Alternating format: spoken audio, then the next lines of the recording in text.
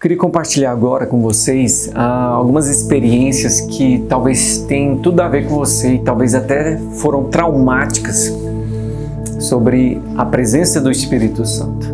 Se você for de uma igreja tradicional, talvez você não consiga assimilar bem, mas você deve ter ouvido já. Já quem foi de um ramo mais pentecostal entende.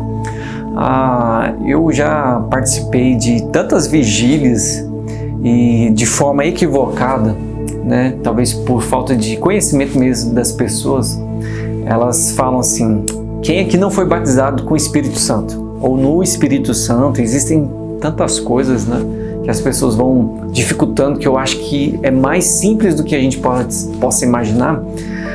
Então eu participava de algumas vigílias e eu bobo demais, né? Porque na cabeça de um pentecostal, antigamente, você só era batizado no Espírito Santo se você falasse em línguas estranhas. Então, eu chegava em vigílias e quem aqui não fala em línguas estranhas? Ou quem aqui não foi batizado no Espírito Santo? E eu levantava a minha mão. Pra quê? Eu achava que tinha outras pessoas, chegava lá, só tinha eu. Eu lembro de uma vigília que aconteceu numa igreja que eu fui o único que levantei a mão e todo mundo virou para mim como se eu fosse o pecador ali, né? E eu, meu Deus, para que eu levantei a minha mão? E aí eles falaram assim: hoje vai ser o dia que você vai falar em línguas estranhas, né? E mais ou menos umas 20 pessoas colocaram a mão na minha cabeça e eles ficavam assim: vai, você consegue, né? Como se fosse animador mesmo. Vai, fala em língua estranha, vai, fala, vai. E aquela loucura, eu, nossa, meu Deus, o que eu vou fazer aqui? Será que eu enrolo a minha língua? E aquela pressão psicológica. E eu começava a chorar e eu não sabia se eu estava chorando de emoção, se de medo, se era para terminar aquele negócio. E as pessoas: não, vai, você consegue. E a verdade é que eu não conseguia falar em línguas estranhas. E mais na frente a gente vai aprendendo que uma das evidências da pessoa ser cheia do Espírito Santo é falar em línguas estranhas. É apenas uma delas. Mas a minha geração, numa igreja pentecostal, achava que tinha que falar. Se não falasse, isso não é verdade. E isso pode ser que virou até trauma na sua vida. Eu sei lidar com isso, eu achava até engraçado, porque a minha experiência em falar em línguas estranhas não foi como de muitas pessoas, né?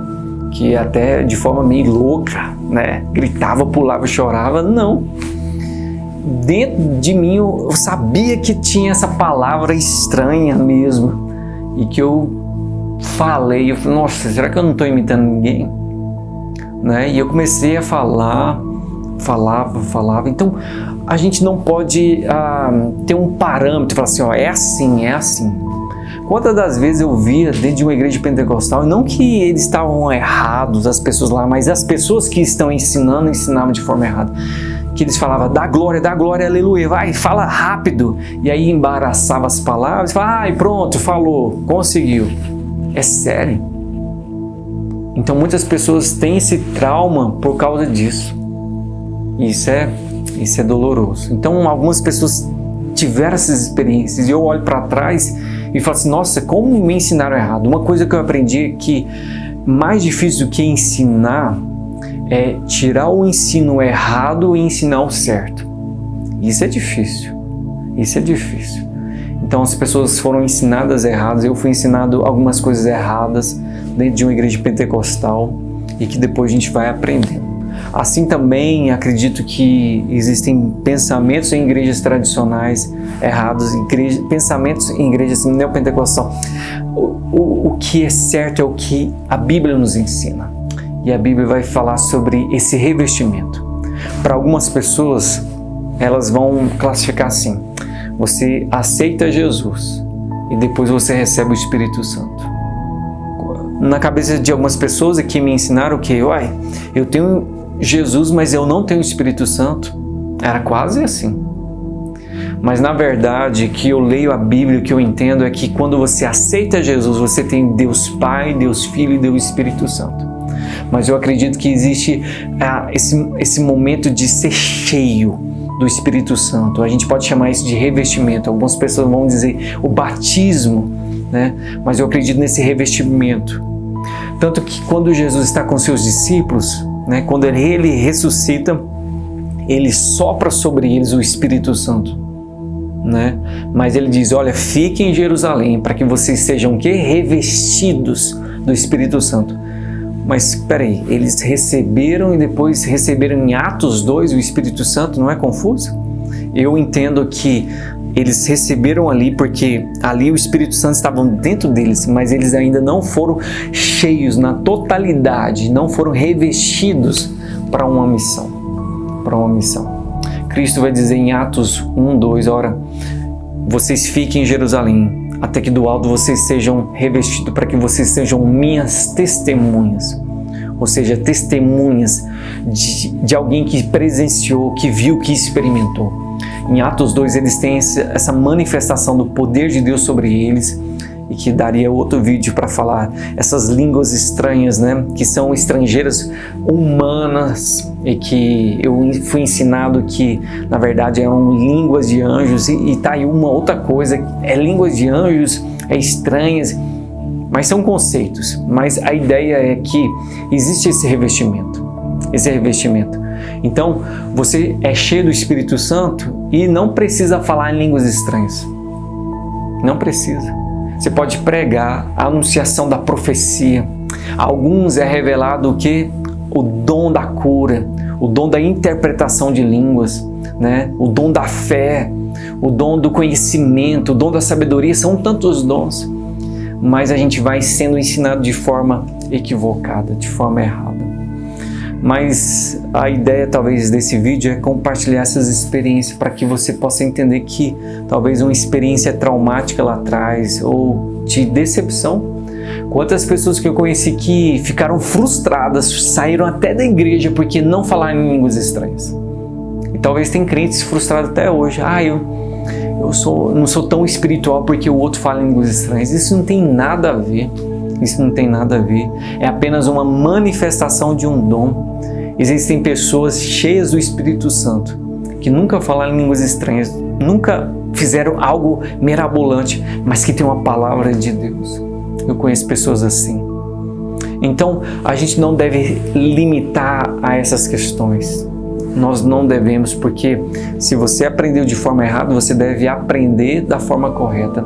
E a forma correta é esse relacionamento com o Espírito Santo, né? Eu fiz um vídeo falando sobre justamente conhecer o Espírito Santo, porque se você conhece direto da fonte, é totalmente diferente, né? A própria palavra de Deus vai dizer que vocês não precisam de ninguém ensinar nada, pois o Espírito Santo vos ensinará tudo. Ou seja, Ele é o nosso professor. Então significa que a gente não precisa mais de pastor, de ninguém. Não estou dizendo isso, mas o Espírito Santo, Ele nos ensina o caminho diário. Ele é o nosso consolador, Ele é o nosso encorajador, Ele é o nosso professor, o nosso ajudador. Então Ele nos ajuda. Então Jesus, assim, pasmem, Jesus sabia que só daria certo se ele fosse. Não adiantaria se Jesus ficasse ali com seus discípulos 2.000 anos, 3.000 anos, eles não estavam entendendo porque eles não estavam recebendo a mensagem na totalidade. Mas quando o Espírito Santo vem, aí eles compreendem todas as coisas. É por isso que existe essa transformação, pois o Espírito Santo transforma o nosso coração. Né? Nosso canal é 36:26, porque Ezequiel 36:26 é uma promessa de Deus. Eu vos darei o quê? Um novo coração, derramarei sobre vocês um novo espírito, transformarei o coração de pedra em um coração de carne. Quem dá esse coração? O Espírito Santo. Então existem pessoas que profetizam, gente que tem revelação, gente que fala em línguas estranhas, mas que não tem um coração moldado por Jesus. Não tem nada a ver o dom com o caráter de Jesus. Não tem nada a ver. Tanto que Jesus vai dizer o quê? Que existem pessoas que vão chegar no céu e falar: Senhor, mas eu preguei, eu expulsei demônio. Ou seja, manifestação de dons. E Jesus vai dizer: não te conheço porque não tem o meu caráter, não parece comigo, não relaciona com o Espírito Santo. Porque uma coisa é você acreditar e receber o dom de Deus, que é irrevogável. Paulo vai dizer que é irrevogável. Mas uma outra coisa é parecer com Jesus. E só parece com Jesus quem é cheio do Espírito Santo. Porque Jesus, Ele quer trazer isso ao nosso coração. e somente através do Espírito Santo. Por isso, essas experiências, cada um tem de alguma forma. Eu conheço gente que fala línguas estranhas sentado no seu banquinho. Conheço pessoas que nem buscam esse dom, mas que amam a Deus de uma forma tão intensa, tão intensa. Então, seja qual for a sua experiência, primeiro, busque conhecer a Deus.